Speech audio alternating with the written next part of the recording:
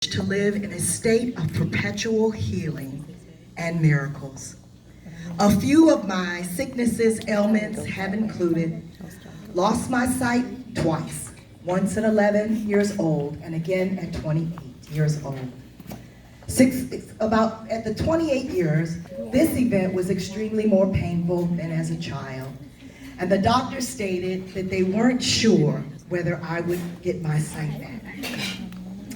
At times, I would become allergic to the sun. When is food good? Most foods. Mosquito bites, everybody gets bit in the summer. That would put me in the hospital. When I was a kid, I would ruin numerous family picnics, reunions, basically anything that had me in the sun. We didn't know that then. I would be having a blast, running around, being a kid, and then at night be in the hospital because of fever, couldn't breathe, because of sun sensitivity. Fevers, pushing through fatigue, swelling and joint pain, and multiple surgeries. I'm recovering from one right now. My confirmed diagnosis was the result of my hands swelling so painfully that I couldn't use them for months. Heart issue 2, pericarditis, swellings of the heart. Lung issues, breathing, swelling of the lungs. Catching infections, which took me longer to recover than most. I have been told numerous times when I was in a lupus flare that I wouldn't live more than 5 years. Once a doctor asked me who was going to be home with me because I didn't want to be put in the hospital again. He made me sign a waiver that I was aware that I was dying. Relationships can suffer because of the struggle and feeling ashamed. This is crazy. Feeling ashamed of something that you can't help. Part of it. Feeling embarrassed. Feeling like a burden to others caused by the suffering. I'd sometimes withdraw, and when I'm sick and suffering and in pain and or recovering again and again. I could go on and on. This is just a snapshot of being the face of lupus.